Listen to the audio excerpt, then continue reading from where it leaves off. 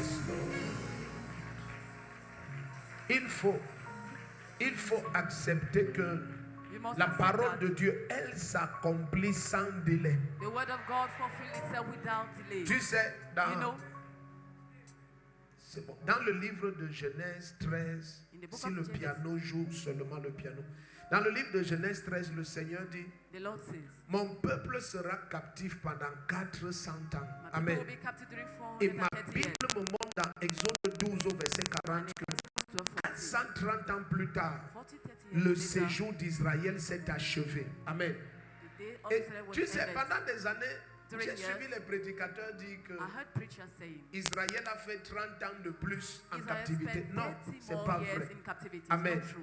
Israël a fait un séjour de 430 ans. Israel spent Et dans ce 430 séjour, il y avait 400 ans de captivité. In that day, you have Ce que 400 Dieu years of dit, ça captivity. n'échoue jamais. What God said Il never a dit fails. la captivité sera pendant 400 Said the ans. captivity Mais will le be séjour a 430 duré years. 430 ans. Ça veut dire que It will take pendant 30 ans, During ils n'étaient 30 pas years, des esclaves. they were not Ils slaves. étaient sous l'autorité du roi Pharaon They were under qui the authority connaissait of the Joseph. king Pharaoh who knew C'est Joseph. après ce Pharaon qu'un After autre that Pharaon that another qui n'a pas Pharaoh connu Joseph who never les knew a pris Joseph en captivité. took them Et ça a into duré captivity. exactement comme Dieu a dit. And it just Donc, did as bien God aimé, je said. viens d'annoncer quelque chose. Beloved, I've came to À announce un you something. moment donné, dans a given time, Josué 6, in Joshua vers 6, la fin là-bas, towards the end, ma Bible dit que après avoir détruit Jéricho, after destroying Jericho, maman, tu vas m'excuser un peu parce que j'ai envie de filer. Donc, dès que je te Amen. fais signe, tu interprètes. Amen. Donc, quelque part dans Josué 6, vers la fin là-bas, ma Bible dit que lorsque Josué a fini de détruire Jéricho, il a dit, celui qui va rebâtir cette ville va poser les fondations au prix de son fils aîné. Et les portes, il va les placer au prix de son Benjamin. Et ma Bible dit 70 ans plus tard, dans le livre de 1 Roi 16, 34, excusez-moi si je vais vite, j'ai beaucoup à faire. Amen. Dans le livre de 1 Roi 16, 34, Hiel de Bethel s'est levé 70 ans plus tard. Il a rebâti Jéricho. Dès qu'il a fini les fondations, son fils aîné est mort. Donc la prophétie là a fait 70 ans, mais ça s'est accompli. Attends, je vais quelque part. Lorsque tu étudies la parole, la Bible me dit que dans le livre par exemple de 2 Rois chapitre 4, lorsque Élisée est entré chez la Sunamite et il a vu qu'elle n'avait pas d'enfant, il a dit, madame, l'année prochaine à la même saison, tu auras ton bébé. Et ma Bible dit que selon la parole de l'homme de Dieu, l'année d'après, 1 an, 12 mois plus tard, elle avait son bébé en main. La prophétie s'est accomplie. Ta manière de dire amen, ce n'est pas clair. Alors, attends, je vais quelque part. Alors, ma Bible me dit que dans 2 Rois 7, à partir du verset 1, lorsqu'il y a eu un siège sur la Samarie, et il y avait sur Samarie, et il y avait la famine, ma Bible dit que le prophète Élisée a dit aux anciens d'Israël que demain, dans 24 heures, à la même heure, il y aura l'abondance ici en Israël. Et ma Bible dit le lendemain, la parole du Seigneur s'est accomplie.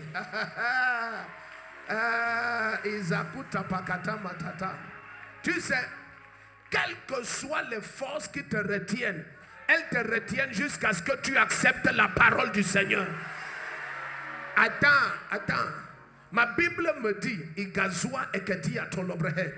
dans le livre de Matthieu 26, quelque part à partir du verset 1 en descendant, Jésus dit à Pierre, Pierre, avant que le coq, quand il aura chanté 3 fois, et c'était 6 heures de temps avant, quand il aura chanté 3 fois là, tu mourras, avant que le coq chante, pardon, tu mourras derrière renier 3 fois. Et c'était 6 heures de temps avant. Et ma Bible dit que Pierre, lorsque le coq a chanté, 6 heures de temps plus tard, la parole du Seigneur s'est accomplie. Les gens ils ne sont pas prêts. Quelque chose va se passer ici. La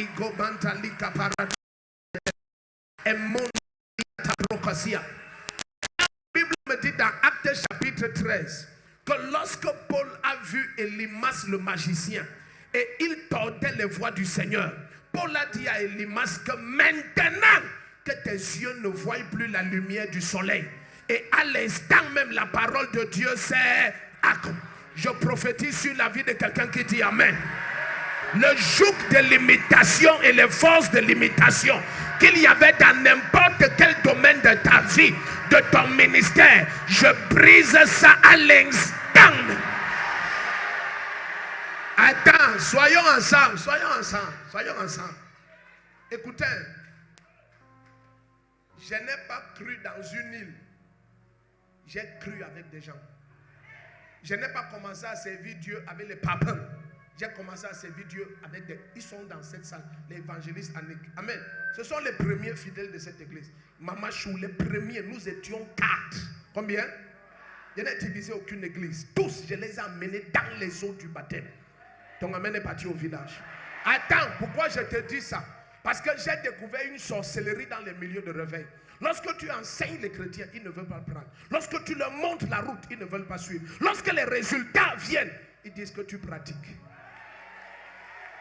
Pourquoi ce que je pratique, tu ne pratiques pas?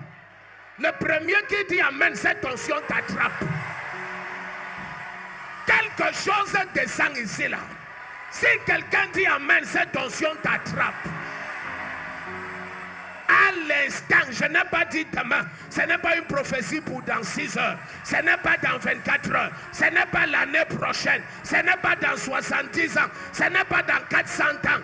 Instantanément, le joug qui limitait ta grandeur, ça éclate. Le premier qui prend cette parole, le joug éclate. Le joug éclate. Ton amen ne me plaît pas, ça m'énerve. Le joug éclate. Le joug éclate. Suivez-moi. Tout le monde veut la grandeur. Mais j'ai vu que la quasi-totalité des gens fuient le prix.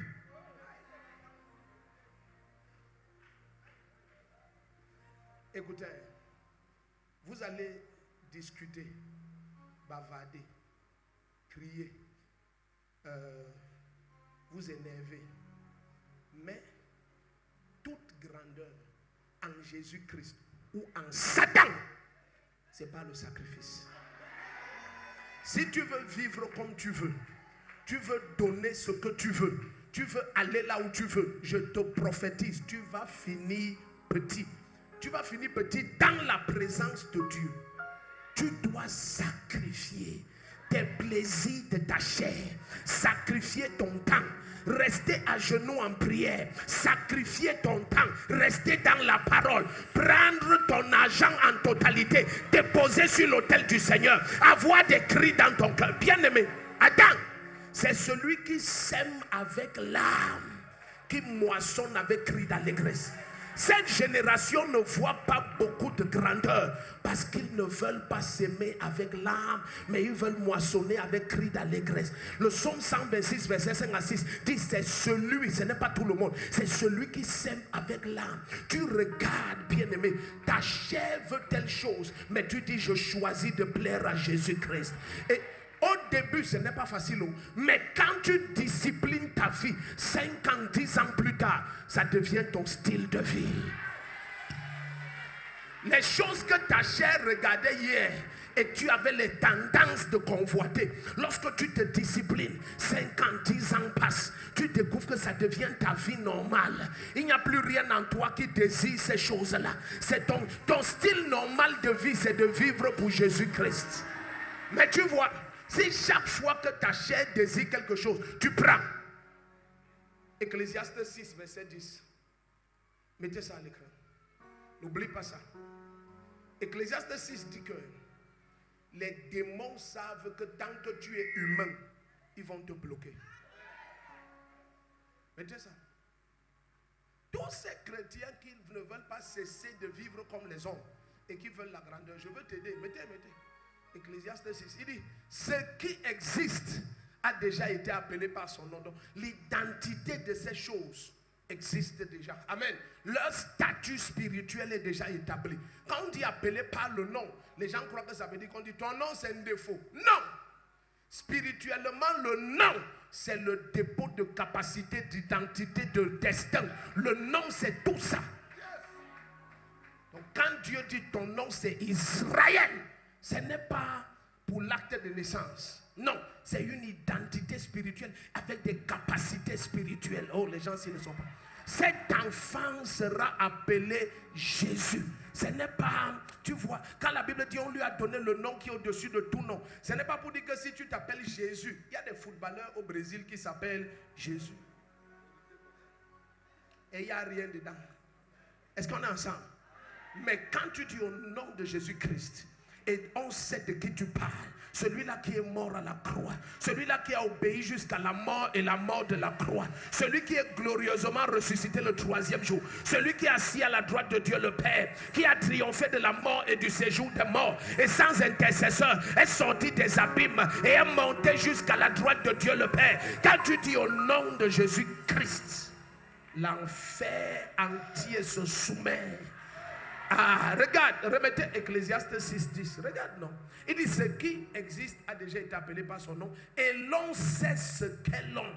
Cette version dit l'on sait ce qu'est l'homme. Ma Bible me dit que et ceux-là connaissent ce qu'est l'homme.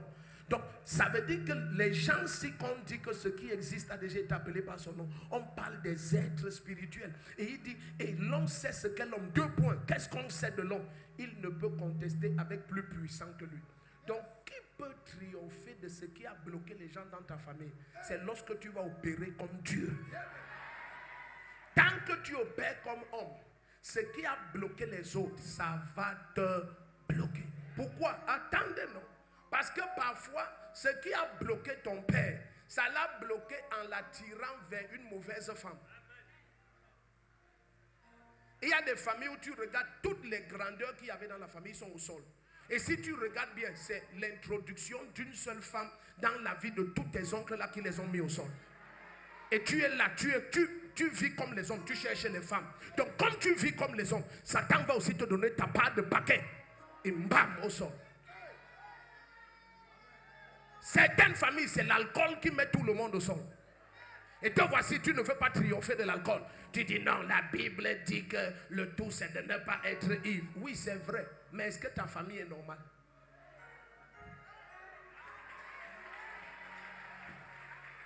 Mon frère, chacun connaît d'où il vient.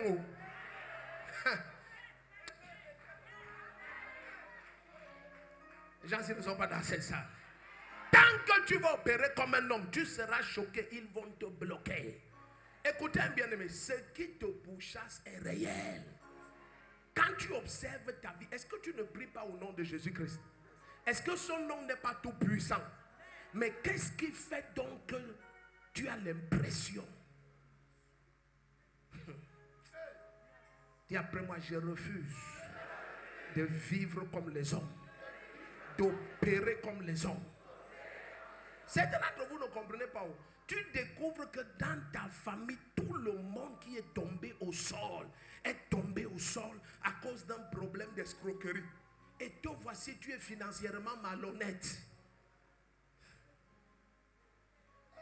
Tu joues avec ce que tu ne connais pas. Je te dis, tu joues avec ce que tu ne connais pas. Si j'avais le temps, j'allais te montrer beaucoup de choses. Si tu lis l'histoire à partir d'Abraham, tu vas être choqué que la quasi-totalité de la lignée d'Abraham, leur problème c'était avec les femmes qui étaient claires. Et toute sa descendance avait ce problème jusqu'à ce qu'on arrive à David. Les gens, si vous n'êtes même pas dans cette salle, vous êtes partis. Et l'ennemi utilisait ça pour les connecter. Imagine Jacob, un homme spirituel, il entre chez Laban. La seule femme qu'il aime, la Bible dit que Rachel était claire et belle d'apparence. Une sorcière.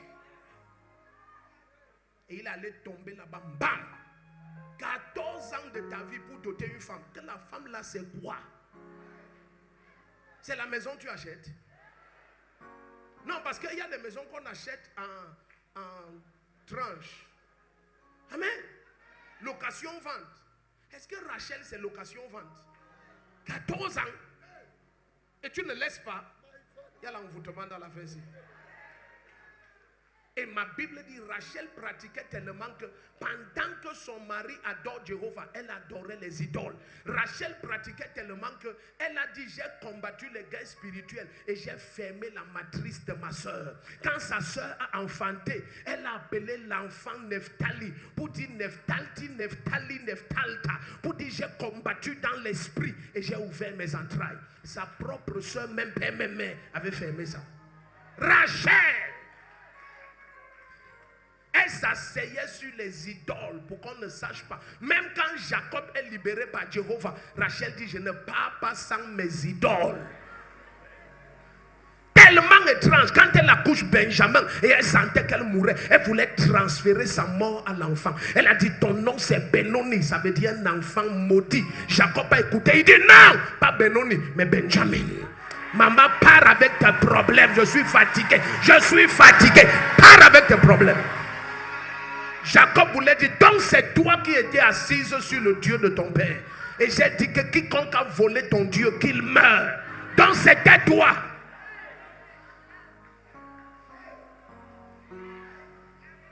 Tu crois que c'est Dieu qui est derrière le... Excusez-moi de tendre maman. Tu crois que c'est Dieu qui est derrière le mouvement de toutes les jeunes filles veulent se maquiller là? C'est l'esprit de Rachel.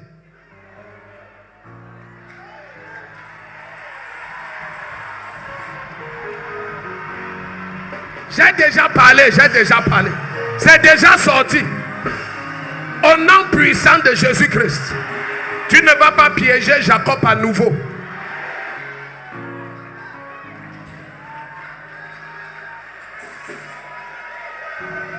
Au nom puissant de Jésus-Christ. Tout ce que Satan a préparé pour bloquer ton destin, dès que tu dis Amen, à l'instant, ça tombe.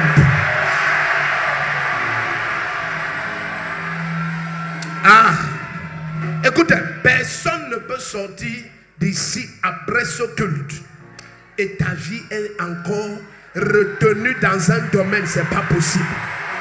Si c'est l'enfant que tu voulais, tu as pris. Le travail, tu as pris. La santé, tu as pris. L'expansion, tu as pris. La multiplication. Je te dis. Oh. J'ai failli dire bébélé. C'est ce que je voulais dire que bébélé. Bébélé, tu as pris. Tu dis amen, tu ne dis pas tu as déjà pris. Mon frère, quand tu entres dans l'eau, tu ne pries pas pour être mouillé. Tu dis amen, tu ne dis pas, tu as déjà pris. Regarde ton voisin, dis-lui, tu dis amen, tu ne dis pas, tu as déjà. Hey, si j'étais à ta place, oh, mon amen allait résonner avec le volume.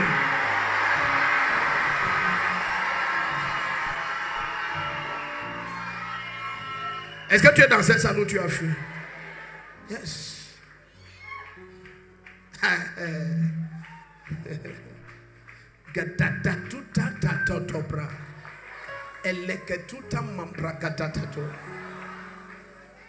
Je suis trop content parce que je vois ce qui se passe. Yes. I'm seeing what is happening.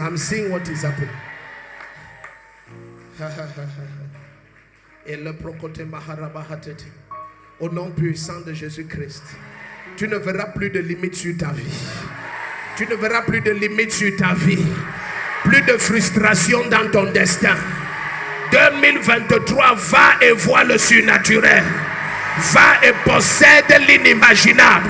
Va et manifeste l'incroyable. Le premier qui prend ça prend avec un amen comme le tonnerre. Oh my God. Tu es ici ou tu as fui au village? Si tu es toujours là, dis à ton voisin, je suis là-haut. Je suis là. Tends-moi tes deux mains.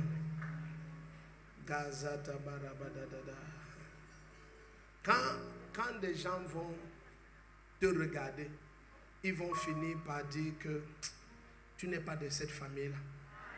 Tu sais qu'il y a une manière, la suprématie du Seigneur devient forte dans ta vie. Et quand on regarde maintenant ta famille selon la chair et on te regarde, il n'y a plus rien de commun. C'est-à-dire tu es comme Joseph. Pendant que ta famille souffre la famine, toi tu es assis sur un trône. Ouais, les gens s'ils ne sont même pas dans cette salle, ils ne sont pas. J'ai dit que vous n'avez rien à rien. Quand je dis rien, rien. Ni la ressemblance, ni les expériences, rien. Tu es ta part à part. Eux, ils ne se marient pas, tu es marié. Ils n'enfantent pas, tu as les jumeaux. Ils ne travaillent pas, tu as les entreprises. Ils sont en location, tu donnes les maisons. Ils marchent à pied, tu offres les voitures. Vous n'avez rien en commun. Ils ont les maladies héréditaires, tu es en santé totale permanente. Ils sont dans des péchés, des problèmes compliqués. Tu vis la vie de Dieu. Le premier qui dit amen, la suprématie. La suprématie. Tu comprends la suprématie? On te regarde, on voit qu'une main supérieure est sur ta vie. Hey, hey, hey, hey. Le premier qui dit amen, c'est comme ça que tu es. Rien de semblable. Il n'y aura plus les dans ma famille. Tout le monde à un certain âge a l'arthrose, a les quoi encore, a les hémorroïdes, voilà. Et tout le monde a le rhumatisme. Il y a des cancers qui tuent dans ma famille. Bien aimé, à l'âge où les malheurs attaquaient tes cousins et tes frères et tes grands-pères et tes pères, tu vas traverser tous ces malheurs, tu ne vois rien. Tu les traverses. Le premier qui tente de dire amen, ta vie devient comme ça. Est-ce que je peux te dire la vérité? Ce que tu n'as pas vu Dieu faire dans ta vie, de ta naissance jusqu'à hier, je décrète dans 24 heures, prends ça, ça manifeste. Celui qui est capable de dire amen, prends ça, ça se manifeste. Je viens de la présence d'Elohim.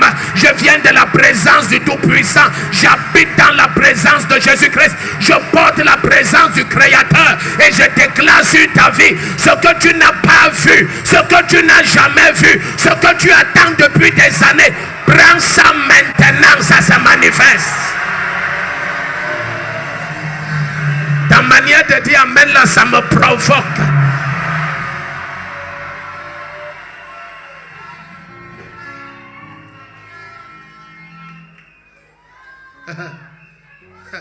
Quand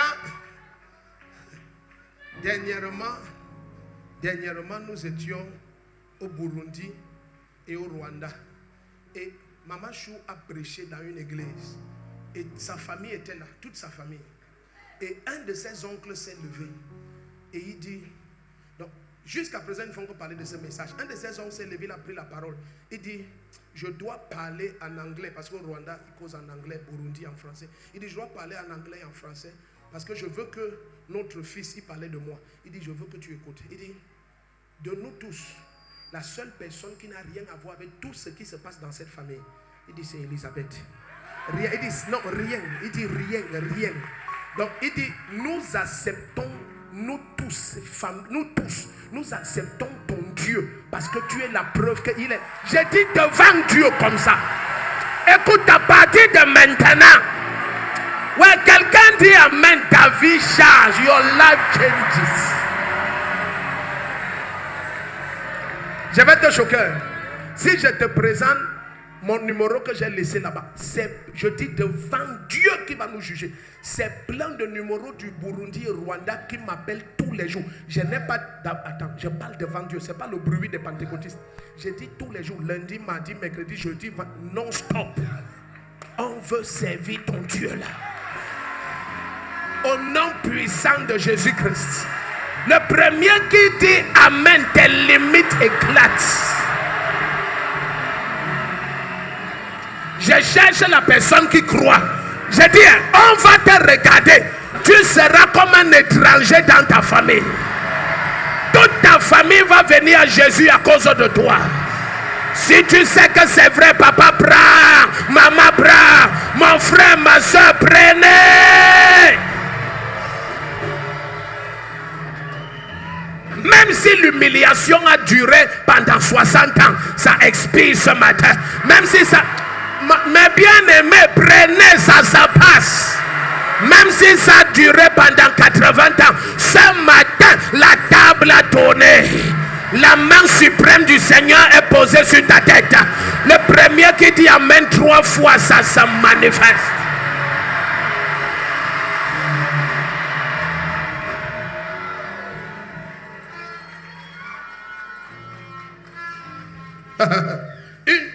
Une de leurs connaissances qui a été ambassadeur de son pays aux États-Unis.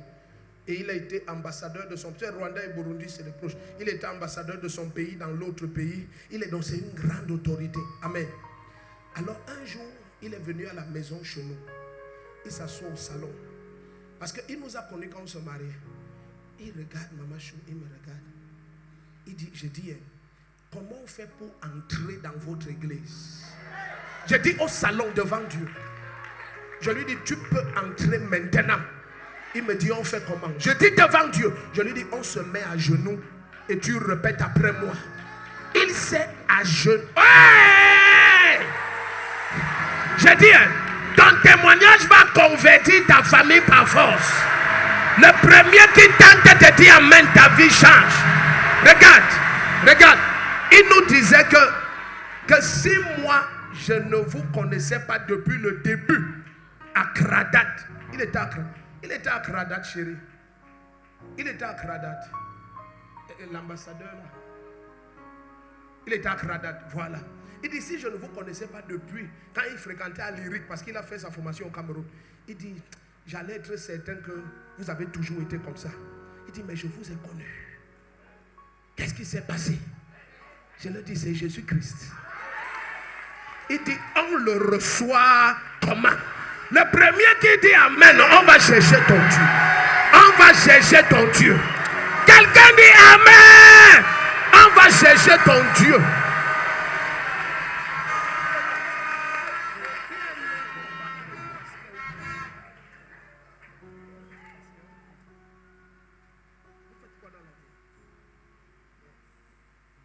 J'ai vu l'huile sur sa tête. J'ai vu l'huile. Je me suis arrêté parce que j'ai vu l'huile. J'ai vu. Il y a une huile qui est une huile de prophète. Il y a une huile qui est une huile d'apôtre. Ce que j'ai vu, c'est une huile apostolique. J'ai vu une huile d'apôtre. Vous êtes quoi? Je suis pasteur. Non, vous êtes un apôtre. Vous êtes un apôtre. Vous êtes un apôtre. Est-ce que si tu passes, tu vois ton frère, tu le laisses? Viens. Et t'as déjà dit que je suis un blanc. Regarde, mon frère est blanc. Est-ce que ton frère peut être blanc, tu es noir? Ma mère n'a jamais été infidèle. Donc si mon frère est blanc, c'est que je suis. Mon frère acclame la vérité.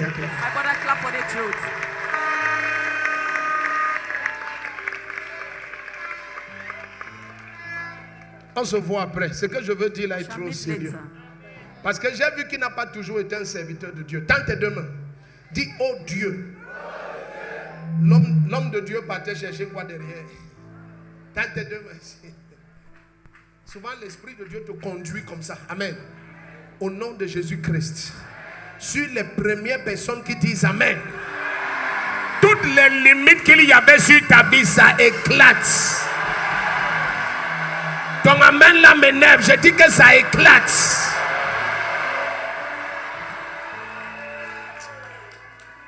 Ouais, il faut prendre les annonces, il faut, me, I want to prophesy. Donc, il faut prendre les annonces. Tu vois, le problème c'est l'affaire de, on organise les choses. Donc maintenant il faut que le spot des annonces passe. Maintenant tout ça, on va aux urgences. Ouais. Dans tes deux mains. Elle est petite à tout tapakatapa. Je te dis au nom de Jésus-Christ. Les gens qui sont sûrs que ton cas est clos, je n'ai pas dit dans 48 heures, je n'ai pas dit dans 24 heures, aujourd'hui même, toi qui n'attends et n'espères plus, tu vas voir la suprématie du Seigneur manifeste. Manifeste. Manifeste. Manifeste.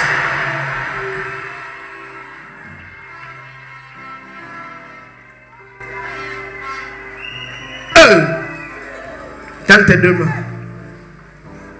Tu sais que peu de gens, surveillez la salle, peu de chrétiens pratiquent les mystères du royaume. Amen. Donc regarde, peu de chrétiens connaissent et pratiquent les mystères du royaume. Le premier mystère du royaume, c'est que Dieu veut ton corps. Ah, écoutez bien, ne dites pas Amen, Amen, parce que l'affliction que Satan a mis parmi les humains, c'est que si un homme, suivez ce que je vous dis. Oh, je te dis même ça pourquoi. Il y a des choses qu'il ne faut même pas dire aux gens. Je te dis ça pourquoi. Je te dis même pourquoi. Regarde. Quand le Seigneur a voulu m'amener d'un niveau dans la prophétie, un ange m'est apparu et il m'a enseigné. Il s'est mis à me dire les choses. Je ne dis pas que je rêvais. Il y a des gens qui rêvent, ils appellent ça. Non. Il s'est mis à m'enseigner. Amen. Et c'est quand il m'a enseigné que j'ai compris quelque chose. Vous savez, l'ennemi veut que ton corps, tu fasses de ça un objet de jouet ou un jeu. Amen. Et il connaît que chaque fois qu'on viole l'intégrité de ton corps, quelque chose dans ta gloire disparaît. Chut, suivez bien. Si tu veux aller très loin, veille que ton corps, tu le gardes uniquement pour le Seigneur.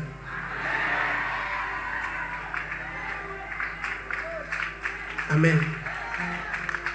C'est pour ça que tu vois, moi, il y a des choses que je ne peux pas vous dire. Vous n'allez pas croire, vous allez même mal prendre ça, mais ce sont mes choses. Vous n'allez même pas comprendre. Si je vous dis même je me fatigue, vous n'allez pas comprendre. Ce sont mes choses. Le corps, si que vous jouez avec, c'est un temple chargé de gloire et de richesse. Surchargé. C'est pour ça que Lucifer voulait le corps de Moïse. Il connaît ce qui est dedans. Tu imagines Lucifer bagarrant pour avoir le cadavre de quelqu'un. Tu n'as pas déjà vu les familles, les sorciers se bagarrent pour avoir le corps?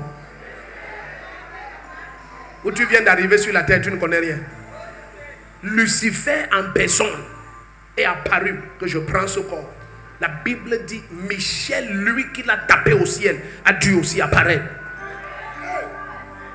C'est un corps qu'on cherchait comme ça. Au nom de Jésus-Christ.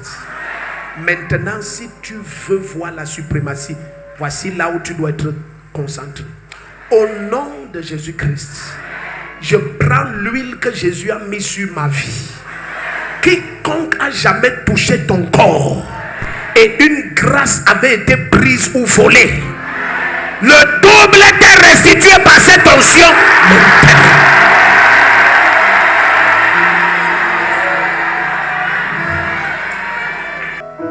Trois choses que Dieu te réclame: ton corps, ton adoration et le sacrifice.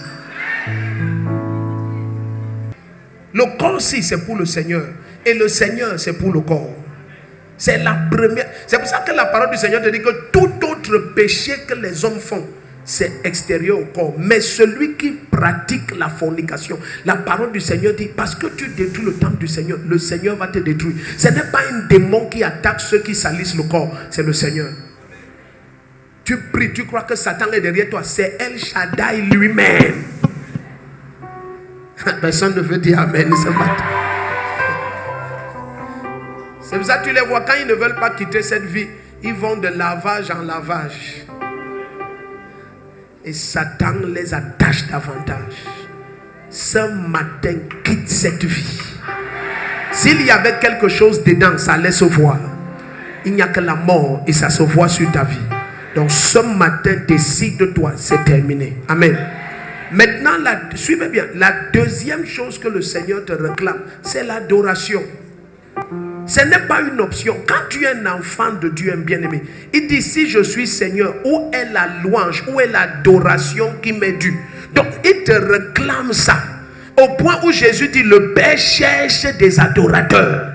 C'est tellement une quête du ciel que quand Dieu en trouve un sur la terre, la personne est capable de supprimer un décret divin.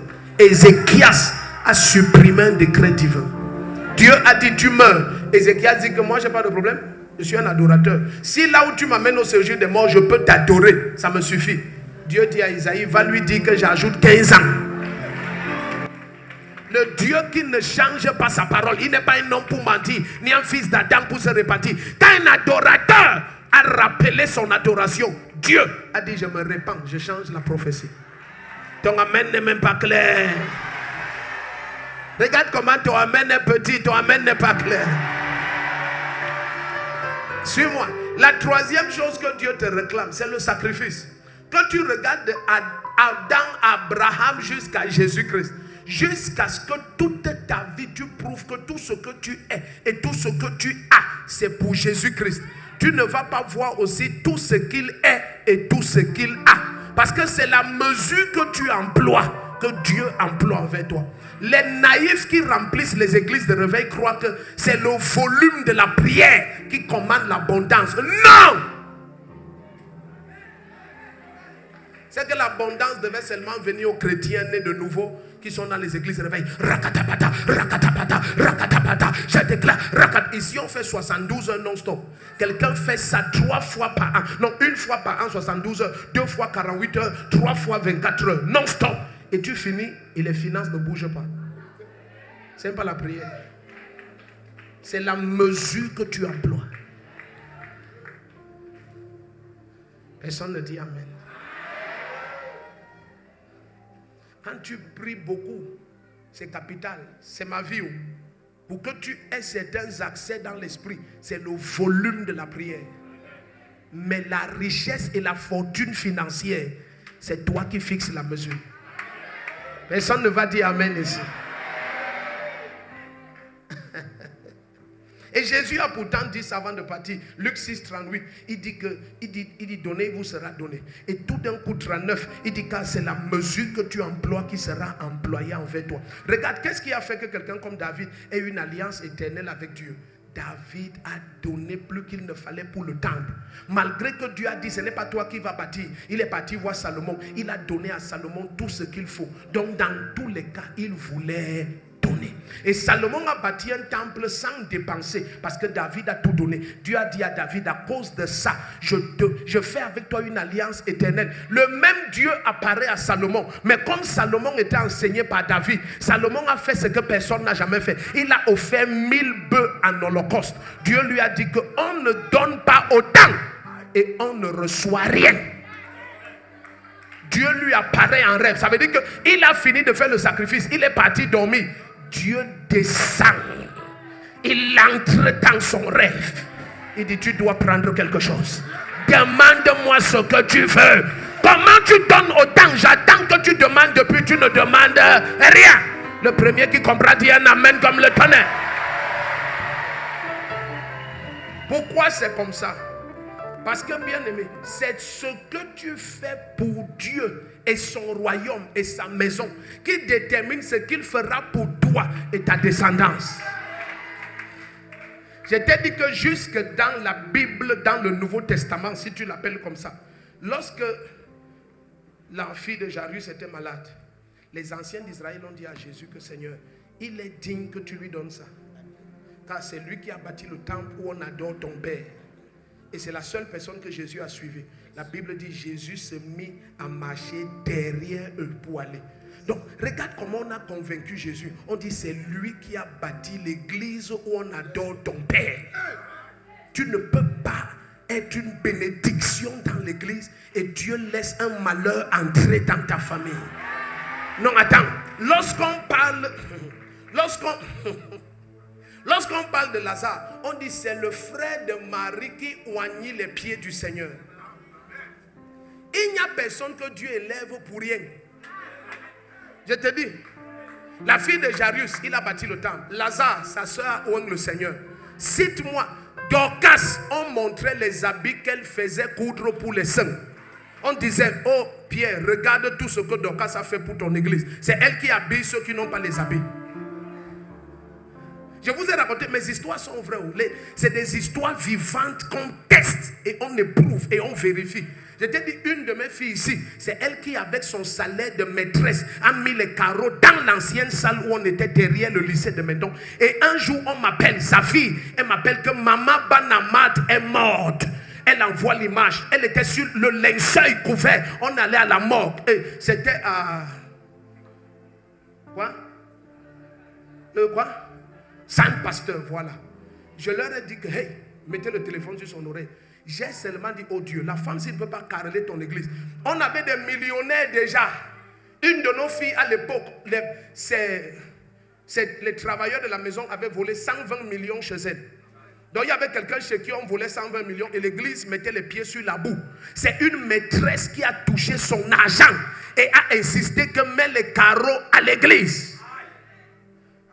J'ai dit, Bana, lève-toi. L'histoire est là-bas jusqu'à l'éternité.